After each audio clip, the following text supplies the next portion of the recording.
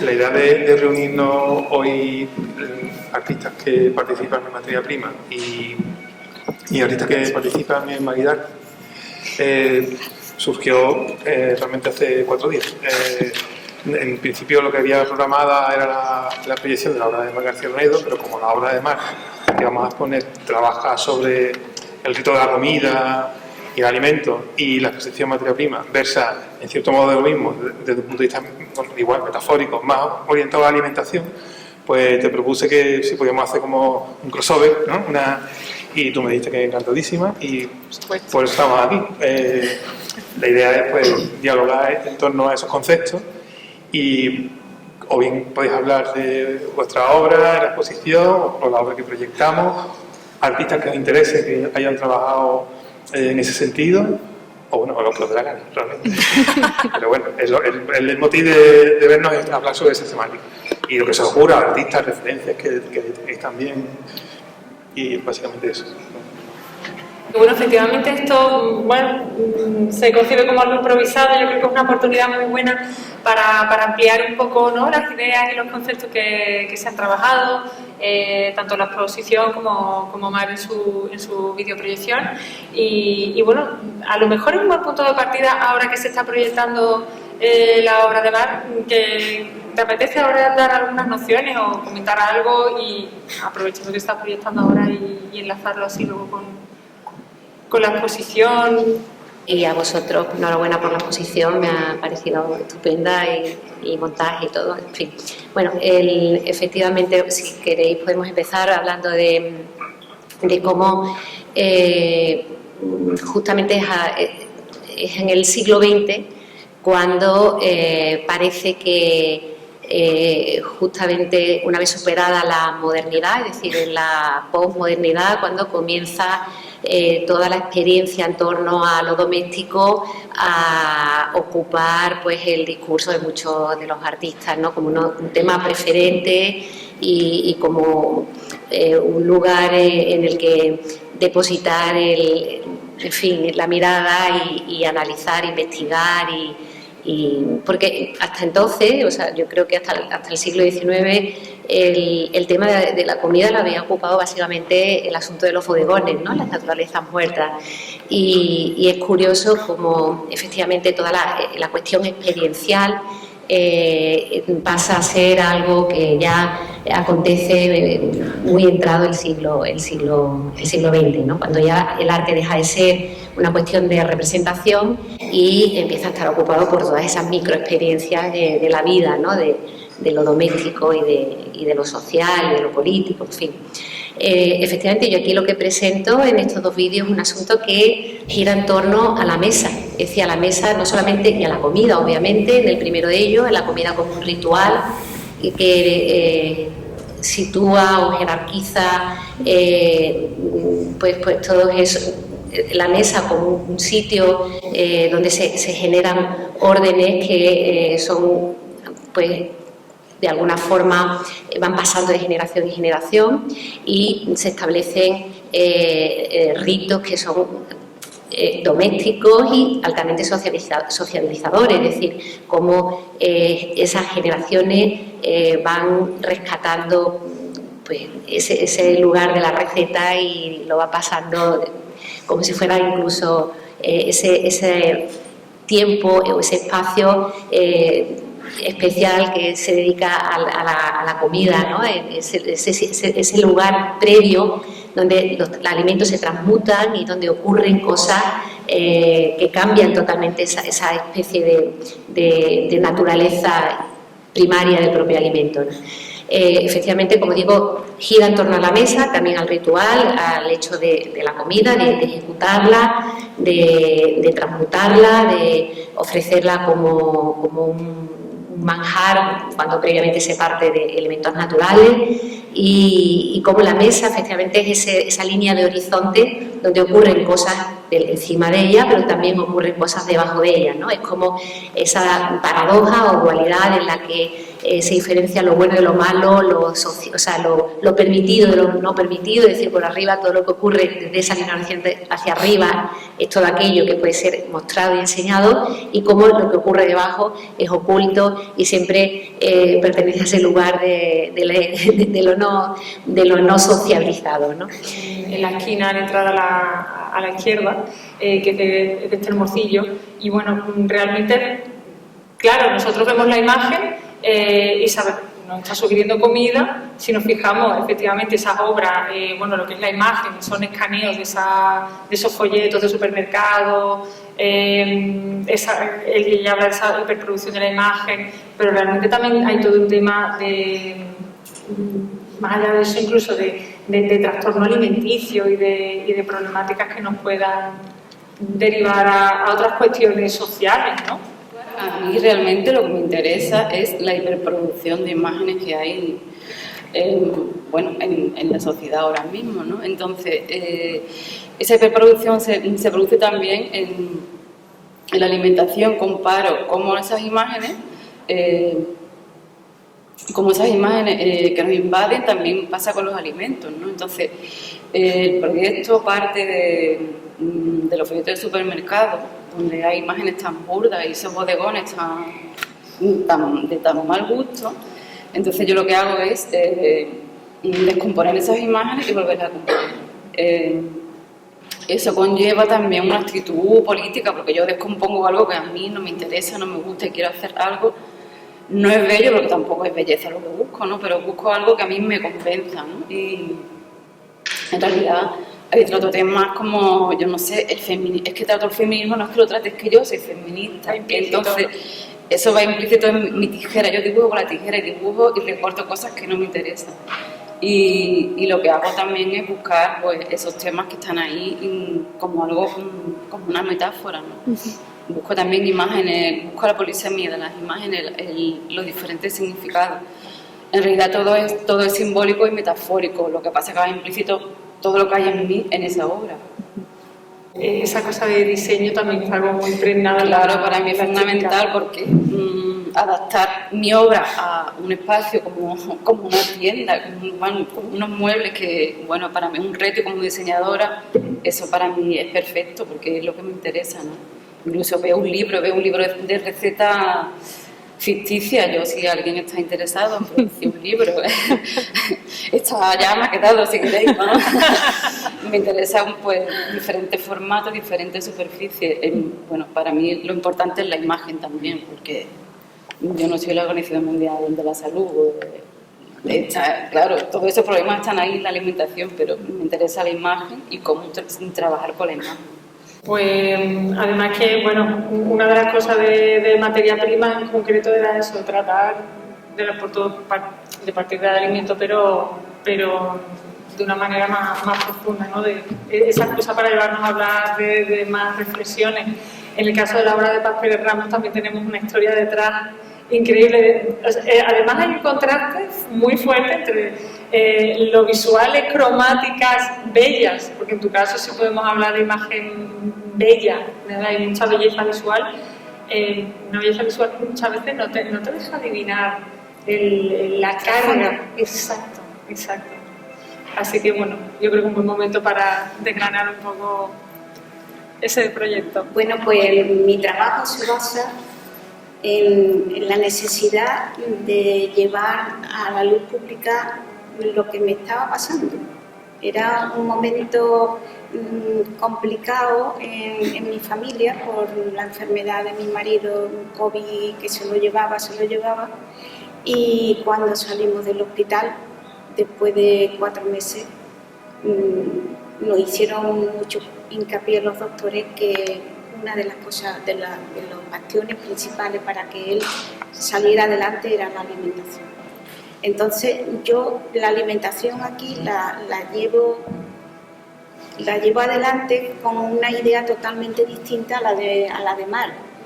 La idea de la alimentación en mi caso es buscando los nutrientes que hay en cada producto alimenticio, ¿no? Que era lo que a mí me interesaba para la alimentación, que la alimentación de mi marido fuese lo más sana y lo más efectiva posible para que recuperara toda esa musculatura que había perdido. No tenía fuerza ni para llevarse la mano a la cara. Entonces había que sacarlo como fuera, conjuntamente con la medicación y su esfuerzo personal con la fisioterapia. Pero claro, yo no podía sacar su esfuerzo personal, yo tenía que ir por la otra vía. Y dentro del mundo del plástico, que siempre lo he odiado, pues al final acabé adoptándolo como medio de expresión para eso que yo quería contar. Y de ahí nace esa pieza que se basa en lo que era más duradera dentro de los desperdicios que podía arrojar la alimentación, que era, por ejemplo, pues esas envolturas de malla de las verduras, de los moluscos, hay este tipo de malla que es un poco más dura que las que venía con patata y naranja, que se deshacen. No me interesaba esta. Y esta tenía una manera de expresarse muy clara, porque me permitía trabajar un poco la idea también de la geometría que tanto me gusta. Entonces yo la he utilizado como superposición de planos, como de tramas que se superponen, lo cual me permite una interacción del color sin que sea mezclar pigmentos, sino que sea a través de la propia reflexión de la luz que se produce entre las distintas capas, y que cada capa respetara su forma originaria con la que yo me había encontrado. No son materiales que yo haya comprado y lo haya adaptado, sino lo que yo he encontrado de residuos, lo que he empleado. Entonces cada una tenía un tamaño o unas arrugas que incluso me servían como material expresivo. Y cada plano tiene su propia identidad y no se transforma con lo que tiene encima, sino que se respeta. Y esa manera de translucirse y superponerse es lo que ha dado lugar a ese modo de expresarse del material. Qué bien traído, ¿eh? Está muy bien traído.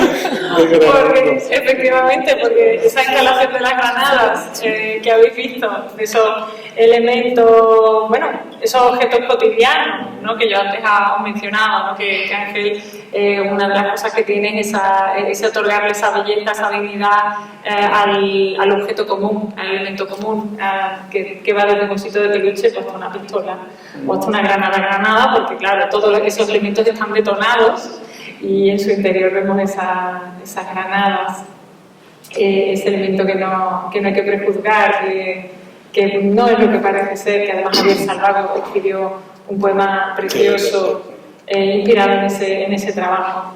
Entonces, bueno, vamos a desgranar aún más sus granadas. Bueno, yo creo que lo mío no hay que desgranar mucho, es bastante, no es una cosa muy complicada. Pero son pequeños poemas visuales, son pequeños bodegones. Los bodegones históricamente siempre han contado mucho, ¿no? Ve un bodegón de Zurbarán que eran tan sobrios, tan mínimos, ¿no? O ve un bodegón flamenco, que están hablando de una época, de un momento. Y son pequeños bodegones contemporáneos de muchas imágenes. Yo me siento un artista con María también, María Caña, que somos completamente infosicados, ¿verdad? Estaban intoxicados de imágenes, ¿no? Y lo vemos todo en imágenes, lo vemos todo fotográficamente, ¿no? Creo que mi obra está hecha más para verse en una pantalla que verse en un cuadro, que muchas veces lo paso al cuadro, pero creo que es más fotográfica y creo que es más cinematográfica que pictórica, ¿no? Entonces, pues son dos elementos conviviendo, un elemento frío, rígido, hierático, soso, silencioso, insípido, con una pequeña ruptura, una pequeña herida, por donde surge la granada, que es la dulzura, o el cambio de estado de esa cosa, ¿no? Entonces, yo sí quiero os hablo de dos obritas de ahí, que una es El corazón, que parte de una película que me encanta, una película francesa, se llama Anquea, Un corazón en invierno, que Emmanuelle Béart, que ella es una actriz guapísima francesa, ella toca el violonchelo. Iba a arreglar su violonchelo a un luthier que es Daniel Otey. Ella, que es una guapísima, que está acostumbrada a que todos los tíos que tienen los tejos, pues se encuentra con un tío completamente frío, silencioso, rígido, que no habla nada y eso produce en ella una conquista tremenda, la trastorna, pero una persona tan fría, ¿no? Entonces, como hay personas que están completamente colapsadas, congeladas en un momento, ¿no? Y que esperan ese momento en que algo lo rompa, ¿no? ¿Sabes? Después, ese es el corazón. Y la otra obra es La Granada, que es un juego poético, es decir, cómo una granada hecha para matar, para la guerra, de pronto se puede transformar en una cosa tan diferente que como es la dulzura de la granada, ¿no? Y creo que esta serie son 16 piezas en total y 3 obras en rígido, son como un estallido de dulzura, lo veo más bien, ¿no? Así que bueno, creo que es bastante claro. Pero además que tiene mucho que ver, yo creo también con eso que mencionábamos al principio, la presentación de la expo, de incluso el propio lugar donde está la exposición, Claro. ¿no? Que Sintetiza lo que es este lugar y espero que sea así, que se convierta en un sitio que dinamite, o sea, que produzca dulzura, ¿no? porque en contraste Que con cultura. lo que he dinamitado antes, pues Exactamente. es mucho mejor crear espacios de cultura, de pensamiento y de reflexión, ¿no? Pues bueno, Arturo Coma, ¿te toca? No te salta, ¿no? Te llego. Y bueno, realmente, bueno, ya comentaba antes que uno de los discursos de Arturo que lo caracterizaban era el absurdo, y la pieza que ha traído para materia prima, bueno, vemos que también es un bodegón. Lo que pasa es que, claro, Arturo, ¿cómo tomabas tú que el mundo se hubiera vuelto mucho más absurdo que cualquier idea artística que tú hubieras pensado anteriormente? Hola, buenas tardes. A ver, fueron unos días, o sea, a mí, ¿cómo decirlo? O sea, el contexto es la pandemia, ¿vale? Porque Claro. esta obra se hace, además, justo en el confinamiento. Hay 3 obras hechas en la pandemia. Sí. Ah, la de Paz, y La mía anterior, la ya tuya tiene anterior, 10 la- años ya. ¿Y cuál es la otra? Ya no, son Dos. dos. Son dos, las de pandemia. Pues, no sé, a ver, en mi caso, obviamente fueron días para todo el mundo muy extraños, ¿no? Y en mi caso yo, aparte de lo que estaba pasando, ¿no? Tenía como diferentes capas de lectura de aquella realidad. Pero para conmigo, para cómo yo entiendo, cómo veo yo, ¿no? El mundo, cómo lo traslado a mi producción artística, para mí fueron días como muy convulsos, en el sentido de mi proceso creativo, como contabas, tiene mucho que ver con el absurdo.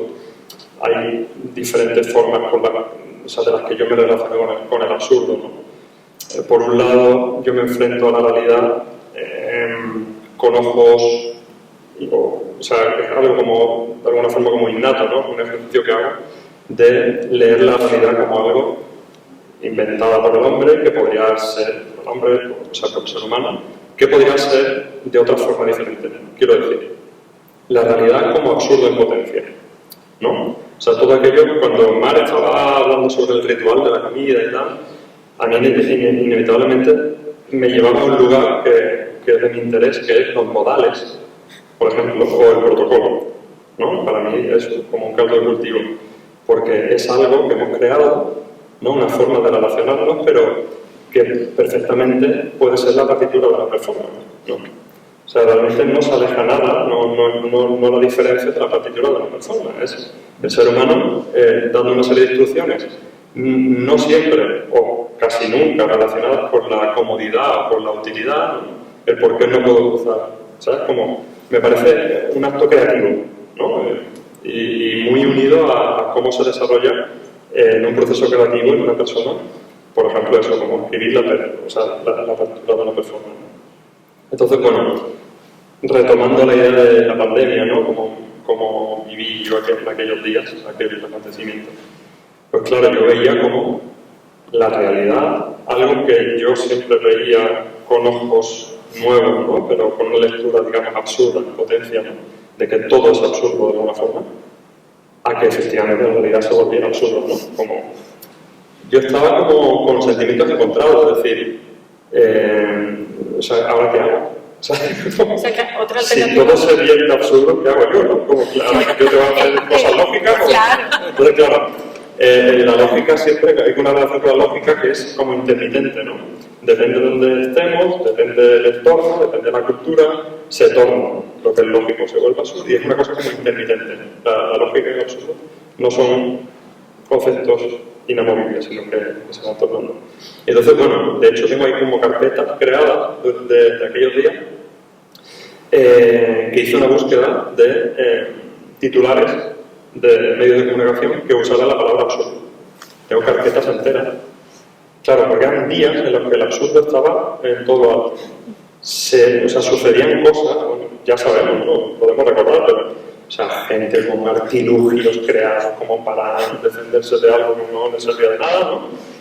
Cosas que pasaban por la calle, gente que hacía cosas para sortear. Se crearon rituales, además, en torno a eso. Claro, Te tienes que poner la mascarilla, ¿no? Tienes que ir al transporte público o a sitios donde en el momento que alguien se la quitara ya estaba rompiendo ese ritual, ¿no? Que se había generado social en ese momento. Aplaudir a las 8 de la tarde. Aplaudir, cacerolada.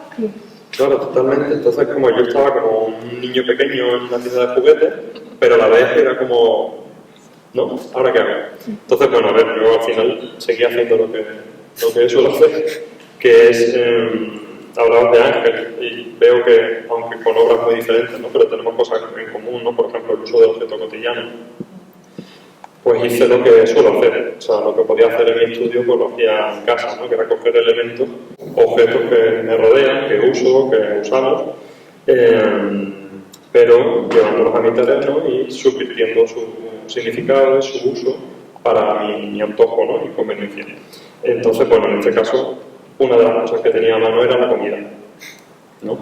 Entonces hice una serie de fotografías en las que usaba objetos que tenía por allí, que son míos, que por su peso, su forma, su significado me interesaba, su color me viene bien para hacer esta serie fotográfica, y uno de los objetos más recurrentes fue abrir el frigorífico o la despensa, ¿no? Y usar estos elementos porque son más que cotidianos, ¿no? Para nosotros.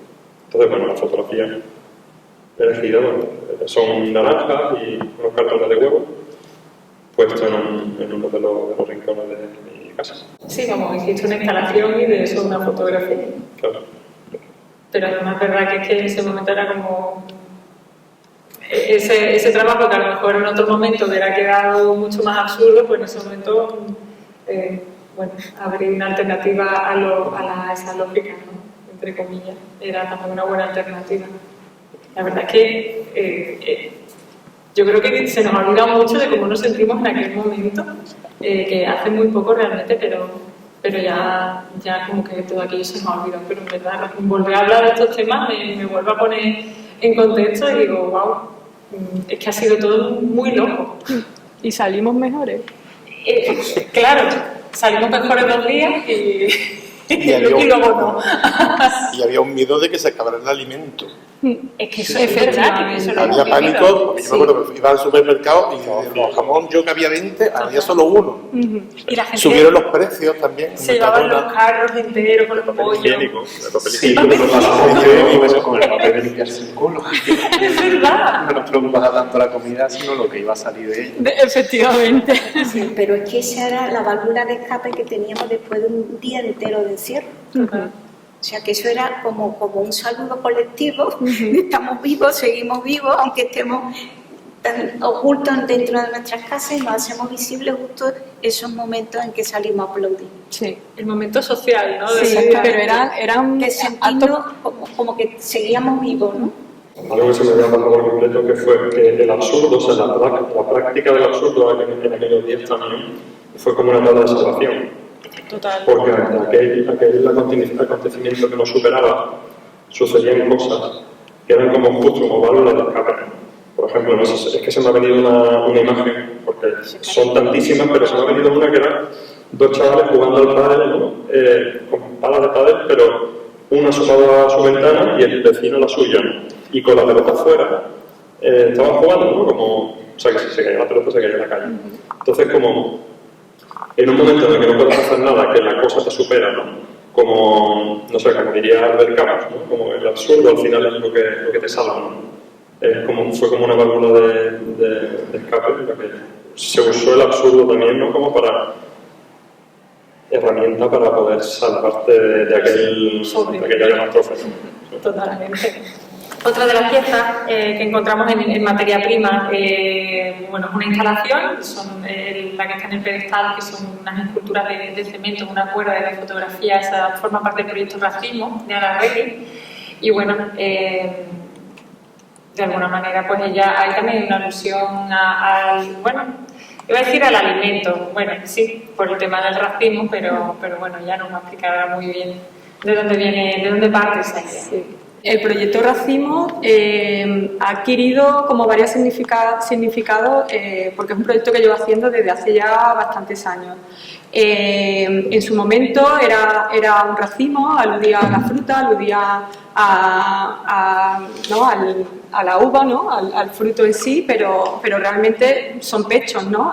Tenía una connotación tiene una connotación de género, tiene una connotación de reivindicación. El pecho femenino socialmente está sexualizado, está erotizado, y realmente el pecho femenino es dador de vida, ¿no? Es dador de alimento, es esa parte que alimenta cuando una vida acaba de llegar. Entonces, ese significado está por encima de todo. De alguna manera, ese concepto, además, yo lo despojo del cuerpo, lo genero como una no normatividad en cuanto al cuerpo femenino, y hablo también de eso, hablo de la carne, hablo del despojo, pero dotándolo de una entidad y dotándolo reivindicando su valor.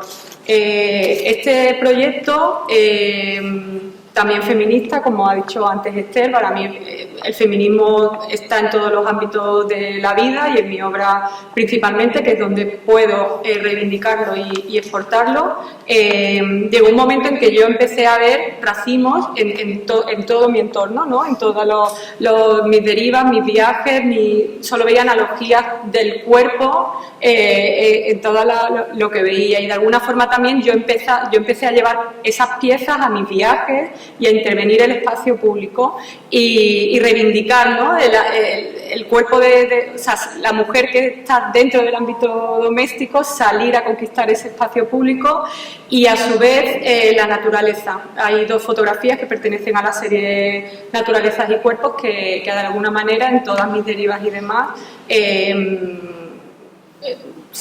veo similitudes, ¿no? Son pechos que relaciono con su valor. Además, pues hay unas raíces que son como espinas, ¿no? Pero son pechos. Luego la piña, que es donde está la semilla, los piñones. Entonces, al final todo cobra sentido.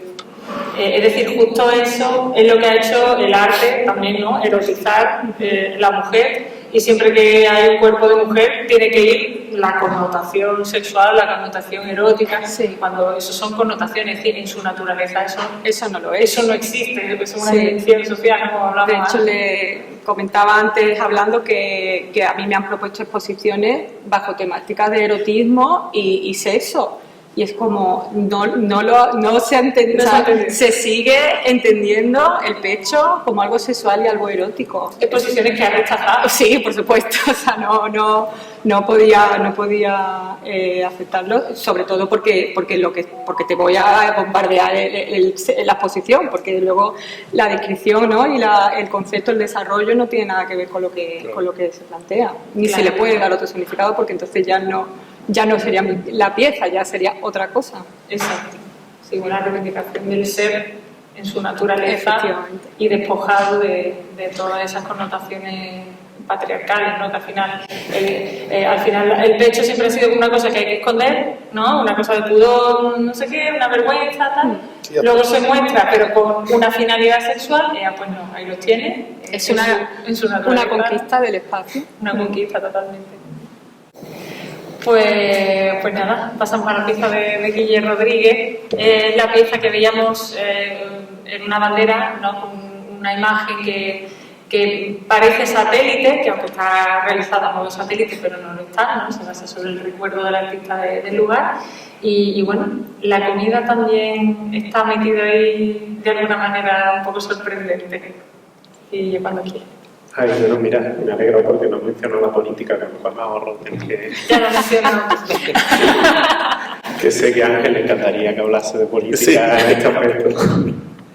Pero bueno, porque aunque hay sus textos. Ahí, yo es que este proyecto lo conocí desde el recuerdo, comida de recuerdo, y estos días iba pensando en diferentes situaciones. Por ejemplo, pues bueno, rememoré el momento en el que a mi abuela se le tuvo que ocurrir la gran idea de seguirme el rollo, porque yo de vez en cuando entiendo que le iría con alguna propuesta extraña y le pediría que quería comer carne de ballena, y ese día me dijo: "Hoy vas a comer carne de ballena". Y sacó del congelador lo que ella me dio como carne de ballena, cosa que entiendo que a día de hoy es completamente inverosímil e imposible, pero ¿cómo me desarrollo de ese recuerdo, no? Imposible. Porque bueno, este proyecto que trata del recuerdo como tal, siempre aviso que cada vez que hable de recuerdo no estoy hablando de ficción, ¿no? En mayor o menor grado, a veces en muchísimo grado, y utilizo el recuerdo más como herramienta o como excusa para meter doblada una ficción que tenía ganas de contar, ¿no? Pero dándole legitimidad y que te dejen contarlo, porque bueno, es algo que has vivido, y otros casos donde bueno, lo utilizas o donde la ficción entra más bien para ayudar a ese recuerdo a salir de una forma, ¿no? O a comunicarse. Y bueno, que eso, yo el proyecto lo trato desde la memoria, la reconstrucción de un sitio, de un lugar, además un sitio pues, bueno, para mí importante, voy a decir, porque es un lugar de juego de infancia, un tanto, entiendo, catípico, ¿no? Porque es un olivar atravesado por unos puentes de hormigón que me tocaban nunca en el suelo del olivar. Luego, mucho tiempo después fue mi punto y supe que era el proyecto de una autovía que se pasó años en stand-by. Y bueno, y alrededor de ese terreno y de esas situaciones hay muchos recuerdos. En este caso, pues bueno, el trato de la comida en mi pueblo, que hay muchísimas historias, ¿no? Desde una cosa que a día de hoy ya no está permitido, pero bueno, las paellas o los arroces con pajaritos, por ejemplo, ¿no? Que era una cosa que hacía el ayuntamiento, quiero decir. Los pajaritos docitos, yo sé que mi abuelo mismo pues, cazó pajaritos durante un tiempo. Entiendo que es una cosa heredada del tiempo, pero bueno, me interesa mucho en ese contexto de los pueblos todo ese trato que hacemos sobre, o que he visto que se ha hecho, ¿no? Que sobre el que yo no tengo una opinión clara ni siquiera con lo que pongo ahí, porque realmente es un recuerdo que tengo, sé que es genuino, no entiendo, porque a la gente le parece a veces algo extraordinario que tiene, al igual que eso, no sé, mi amigo que con 14 años iba a cazar conejos a tener algo el domingo porque la madre, y no era una persona necesitada, simplemente era lo que habían hecho de toda la vida en el pueblo y seguían disfrutando de mantener aquello, ¿no? O para mí de los momentos más importantes como ese drama que fue el último tape de croqueta de mi abuela después de que esta falleciese, ¿no? Poder consumirla y al menos, pues bueno, si tenés bueno, ese recuerdo a través de la comida de ella, ¿no? Y de una cosa que, bueno, que en este caso sí que la comida, al igual que la reforma o la instalación, tiene una cosa y es que te pilla en el momento y desaparece, ¿no? Y sobre todo la comida natural, el paisaje, pues creo que tiene un arraigo ahí bastante importante en tanto a no vas a poder recuperar lo que comiste en ese viaje porque la materia prima no es la misma y que además ahora mismo últimamente te doy muchas vueltas, ¿no? Ese papel del emigrante y ese trauma a través de no poder recuperar la comida o como eso entre personas del mismo país que están en otro tratando de asentar una nueva vida se juntan entre ellos para poder mantener pues eso, ya sea el círculo de exportación o las recetas, ¿no? Boca a boca. Hay una cuestión inquietante, en concreto la bandera. Sí. Bueno, claro.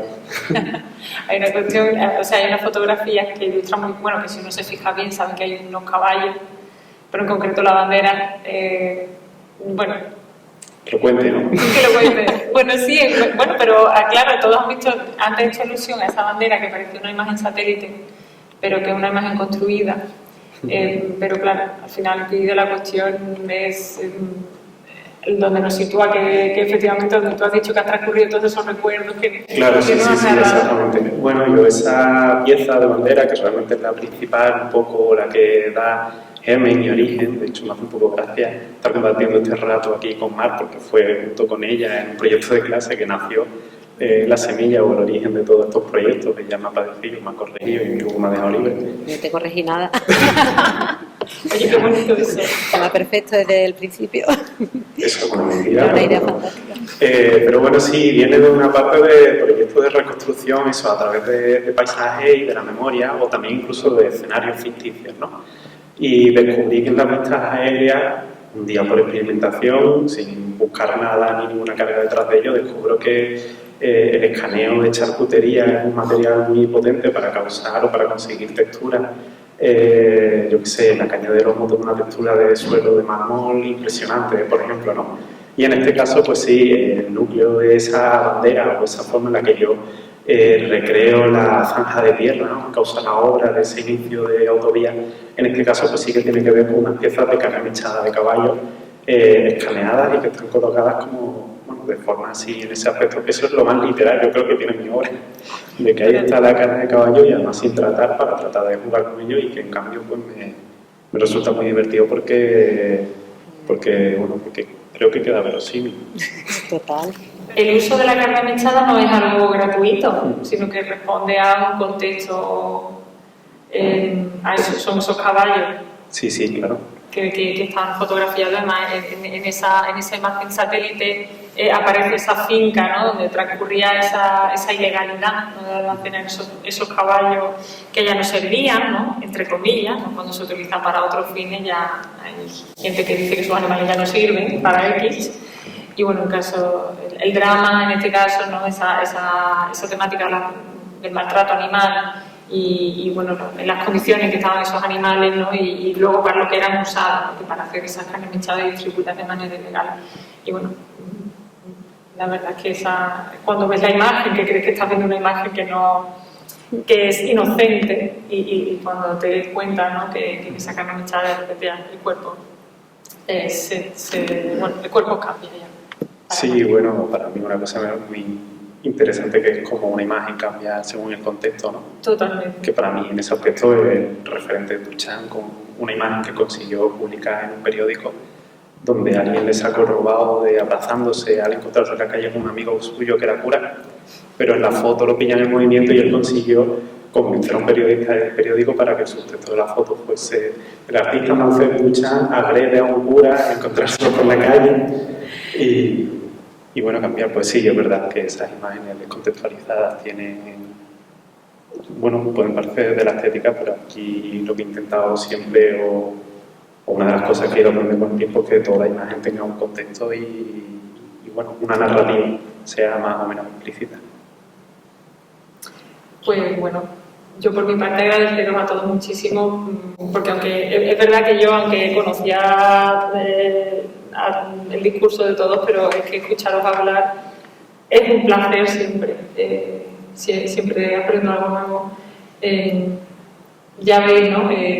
Cómo a través del alimento pues giran muchas cosas, y muchos temas más que por supuesto que no se han tratado, pero que es verdad que es una cuestión política, una cuestión social, una cuestión económica y una cuestión de todo. En ningún momento se habla del hambre, ¿no? en torno al alimento, cuando todavía siguen, no sé, muriendo pues 300 millones o 400 millones de personas en el planeta, ¿no? a causa de la desnutrición y de la falta de alimento. Y es cierto que la historia del arte, o sea, el arte no se ha ocupado tampoco de aquello, ¿no? Porque en realidad toda la pintura que gira en torno a la comida, esos bodegones muertos o incluso las comidas, las grandes bacanas, o sea, las grandes celebraciones, el desayuno en la hierba de Manete, o sea, quiero decir, todas esas...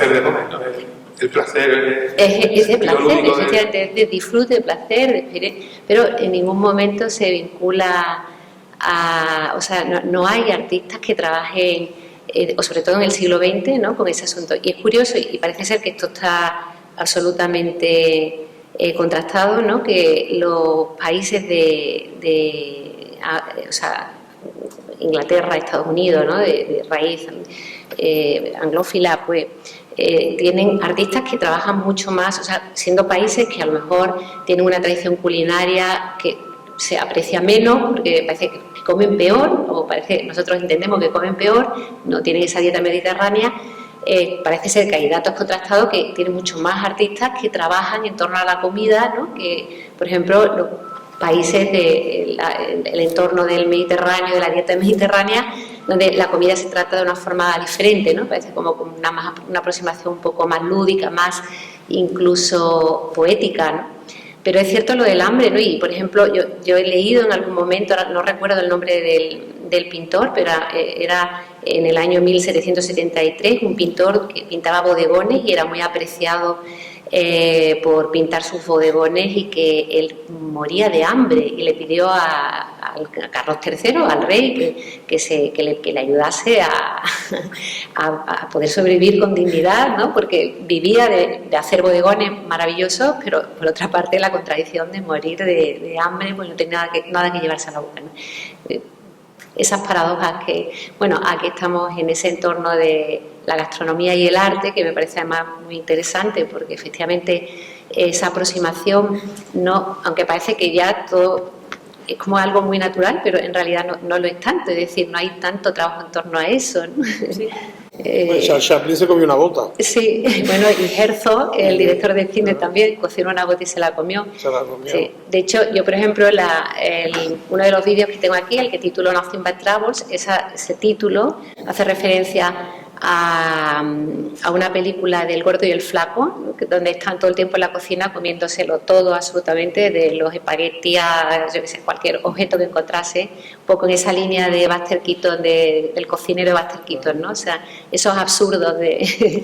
Aquí se acaban comiendo en un restaurante súper ostentoso, sí, unos manjares tremendos, tanto tiempo comiendo, y hay un momento en que la mujer del dueño se echa un amante que es un revolucionario, y a el cocinero lo cocina, lo planta en una mesa, canibalismo puro, y lo matan metiéndole en la boca todos los textos de la Revolución Francesa por la boca, y lo cocinan y se lo comen.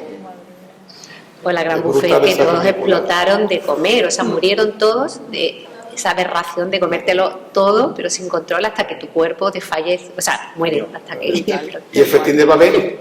Claro, ahí empieza todo eso, ¿no? El festín, por eso que aparte se habla de la abundancia, de la sobreabundancia, pero de la carencia. Es verdad que no tanto. También me viene a la cabeza la imagen, no sé si algunos tendréis en mente la fotografía que hizo Kevin Carter, que le dieron el premio Pulitzer. Era la fotografía de una niña que aparece así como medio tumbadita en el suelo, solitaria, y justo detrás hay un buitre. Claro, estaban trabajando en torno a la apartheid, ¿no? Estaban retratando, yo creo que era aquello lo que estaban trabajando, ¿no? En toda la situación del apartheid. Y esta niña que vive en un contexto de pobreza absoluta allí en África, ellos eran la Van Club, ¿no? El grupo de fotógrafos. Claro, este señor se atreve a hacer esta fotografía donde la niña pues, está totalmente desnutrida y parece que está muriendo, parece que está desfalleciendo, y parece de verdad que es que el buitre está esperando que se muera para comérselo, ¿no? Entonces, bueno, un artista, un fotógrafo, un fotoreportero, se atreve a lanzar esa imagen al mundo y lo pagó con su vida, literalmente. O sea, que también a veces como un compromiso de hasta qué punto estoy dispuesto de arriesgar mi vida, mi salud mental, a la hora de tratar ciertos temas, ¿no? Porque, bueno, no se sabe si la niña falleció o no, por una cuestión de que la niña estaba haciendo sus necesidades y se retira, como hacen, bueno, en esa sociedad también lo hacen, ¿no? Esas son las lecturas occidentales. Las lecturas de la fotografía, exacto. Gana el premio Pulitzer y, sin embargo, el mundo se le echa encima y le acusa de no haber actuado salvando a la niña, como que dice, bueno, ¿y qué hace? La adopta, ¿no? Desde la comodidad de nuestro asiento, de nuestra abundancia. Y él se suicida, ¿no? Él se suicida porque no soporta esa presión social, que lo que yo llamo el activismo de sofá, ¿no? Que es, yo pongo a parir lo que está haciendo otro, pero yo no estoy haciendo absolutamente nada, ¿no? Entonces, bueno, es verdad que eso es súper contemporáneo. Eso está contemporáneo. El activismo de sofá. Todo, pero no van a una manifestación, no van a nada, no se quedan de nada. Pero critico. Pero escriben todo el rato. Pero bueno, sí, es verdad que en torno a la comunidad los temas son infinitos, y el contrapunto que ha hecho que ha hecho María García Renedo me parece súper interesante. El camino que vamos llevando la sociedad con esta idea del progreso y demás, y la poca interés que tenemos en que la naturaleza se mantenga tal como es y no obligarla a que se transforme en una fuerza que vaya a destruirlo todo. Tenemos que tener en cuenta que el hecho de la supermasificación, en cuanto a que la población cada vez es mayor y que se reúne en grandes ciudades, ¿qué pasa con la alimentación? ¿Quién cultiva? ¿En qué sitio se cultiva que no haya sequía o unas inundaciones que permitan que se malogren las cosechas? ¿Cómo nos la alimentamos? Hay que tener mucho cuidado con lo que se hace y intentar a ver si se puede enderezar esto un poco, porque es muy, muy importante. Sí. Bueno, tenemos que dar por terminada la mesa. Porque hay hambre. Y hay hambre, sí. Bueno, si quieres seguimos ahora, nos tomamos una cervecita por aquí cerca y continuamos con agradeceros muchísimo que hayáis participado, que os hayáis prestado este atraco. Y nada, tenemos mañana el cierre de Marilarte. Si os apetece, tenemos un encuentro sobre flamenco, cocina flamenca, en el Hotel Convento de la Gloria, a partir de las 12 de la mañana. Se proyecta una obra audiovisual de Adrián y Vicente sobre los palos del flamenco, y luego haremos un encuentro sobre cocina y hemos encargado una sopa de tomate.